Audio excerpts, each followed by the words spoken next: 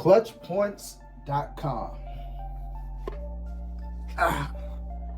12 most hated NBA players of all time ranked on this website.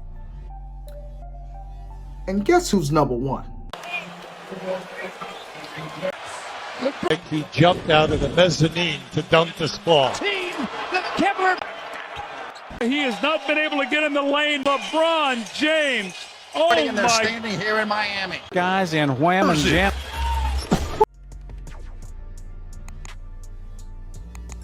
Grace and peace, grace and peace. Welcome to another episode of the Legacy Inspired Podcast, where I am your host, Randy. It's another day above ground, and I'm so happy and excited for you to hang with me one more episode. And this podcast rather, is for new and or aspiring Christian entrepreneurs working a 9-to-5. And you're trying to transition into monetizing your idea, monetizing your dream, monetizing your passion, your gifts, your talents, whatever God has blessed you with. You're trying to figure out how can you make money from it. Well, this podcast is for you. I'm going to be showing you what I have learned. I'm going to be sharing with you what I am learning in real time. I have become this facilitator of knowledge because I'm not an authority. I'm not an expert. I'm just sharing ideas, generating thoughts, generating ideas that I think will be beneficial and applicable to your particular situation.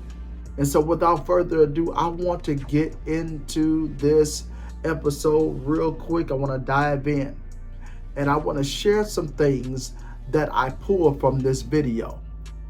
This video right here. Listen, watch this. Oh, it's like, my uncles always taught me, like, they was my savings account. They taught me how to have a savings account. So, if they give me $1, they'd be like, listen, nephew, go over and spend 35 cents of it and keep the other 65. Or if they gave me $2, they'd be like, go ahead and spend $1 of it, but stash the other $1. So I'm always in my head about stashing and like keeping my money like, sacred and to myself, because I didn't know when my uncle was gonna give me another $1 here or another 50 cents here. So I've always kind of had that closure about my finances and things of that nature. You grew up in the bottom. Yeah. We grew up in the hood, but your kids growing up in a big, gigantic house with another house. Yeah, they be on the top. They be on the top. They be on the top. Yeah. So how do you teach them or talk about the bottom to them? No, they would never understand that there's a bottom. And that's the challenge of a parent every single day that I kind of have to juggle with. How do I raise my kids knowing that they will never feel or understand what their father went through? But you just give them life goals, you give them challenges, and at the end of the day, they're gonna have to walk their own path. He shared some heavy stuff in there. LeBron James shared some heavy stuff. And I'm gonna be honest. Because there was a point in time in the beginning of LeBron's career, NBA career. I was not a fan. Nope, I was not a fan. But over the last several years, I'm going to be honest, I sat back and I watched this game. I really paid attention. LeBron is a beast on the court. He's a beast. A lot of people are going to disagree, and that's okay. It's okay. It's okay to share how you feel about brother LeBron. But one thing you cannot deny is his on the court game, superb. But his off the court game is even better. You can't help but to appreciate what this brother has done for his community. You don't see too many NBA players using their money, their hard-earned money, and building an entire school. Yes, school. Right there in Akron, Ohio. I promise. School. I think that is commendable and is worth an applause. because when he pulled that off, I said, huh. And I'm not going to mention any other NBA players on this podcast. I'm not going to do it. I'm not going to do it. It's not about that. I'm not bashing nobody. That's not my character. That's not my personality. That is not my makeup. But you got to appreciate this dude. You got to appreciate this dude. He is now, if I'm not mistaken, a billionaire. And he's doing so much for the game of basketball. And he get a lot of critics. He get a lot of pushback. You know, it seems like nothing good LeBron James can do. And one thing you can't do is try to please everybody. All he's trying to do is just win a basketball game. All he's trying to do is win a championship. All he's trying to do is provide for his family. All he's trying to do is make a name for himself in this league called basketball. But you didn't come on here just to hear about LeBron James, but I just want to share some points, some lessons that I gained from that video. And number one, I'm going to get right into it. He talked about the financial discipline and stewardship, if you will. And I got some notes. You know, I got my notes. You know, I'm a note taker and I'm a note giver. I'm going to give you these notes. LeBron James' upbringing instilled in him a sense of financial discipline and stewardship from a young age. His uncles teaching him about saving and budgeting resonated with him, emphasizing the importance of prudently managing one's finances. As a Christian entrepreneur, we can learn from LeBron's example by prioritizing financial stewardship in our own business endeavors. This includes being mindful of spending, budgeting wisely, and setting aside resources for future investments and opportunities, building a trust, just like the Rockefellers did for their family. We can. I mean, and that's a conversation all by itself. And I cannot dive. Y'all not gonna force me to dive too deep into that. I want to really bring some things out of that, but I'll share that on a different episode. But I just wanted to dive a little deep into this right here. This includes being mindful of spending, budgeting wisely, and setting aside resources for future investments and opportunities by adopting, here it is, a mindset of stewardship over your finances. We can honor God's vision and provision and ensure long-term sustainability and growth in our entrepreneurial pursuits. And I just want to add in that, your tithe. Now, there's a lot of debate, and I'm not here for Bible thumping or anything of that nature, but I believe in the tithe. I believe in giving God the tenth of your spoils. Tithing is very important.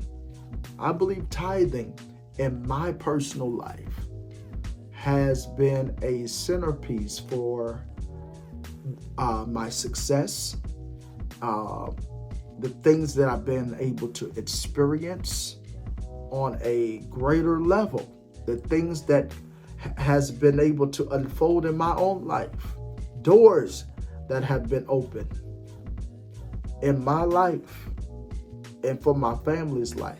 I believe tithing was associated with that blessing. Moving on. Number 2, navigating generational wealth and legacy. This is good here. LeBron's journey from humble beginnings to immense success presents unique challenges in passing on his values and experiences to his children. Here it is. This is legacy talking, who are growing up in a vastly different environment. As Christian entrepreneurs, we may face similar challenges and navigating generational wealth and legacy.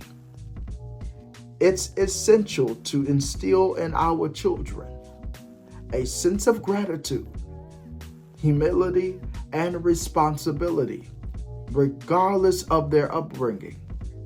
This involves imparting life lessons, setting meaningful goals, and encouraging them to forge their own path with the help of God, while honoring the values and principles passed down through generations. If you train up a child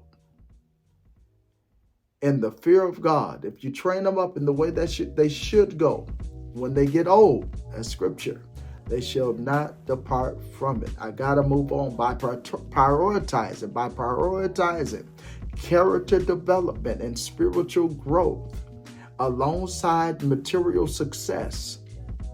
We can ensure that our legacy, your legacy, transcends wealth and leaves a lasting impression and a lasting impact on future generations. That is heavy in and of itself, and that deserves an episode by itself. I gotta move on because number 3 is gonna bless you, I believe. Personal growth.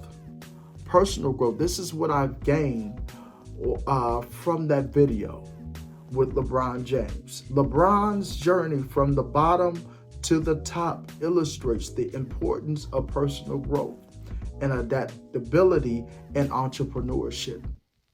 Despite facing adversity and challenges early in life, LeBron embraced opportunities for growth and continually evolved as a person and a professional. Here it is. This is where you come in. As Christian entrepreneurs, transitioning from a 9-to-5 job, we must be willing to embrace change. We have to embrace change. People should not have to pay you to make a change. Just by you changing, just by you merely changing, hear me clearly, is already profitable enough. You have to embrace change. It's inevitable. Change is inevitable. And change are going to come with its own challenges. But you have to be okay with that and find a way to navigate through that with God's help. Take calculated risk and continue with prayer. Continually seek opportunities for learning and development. This may involve acquiring new skills, expanding our network, or exploring innovative business ideas. By remaining open-minded, resilient, and adaptable, we can navigate the uncertainties of Christian entrepreneurship with faith, confidence, and a spirit of continuous improvement. My brothers,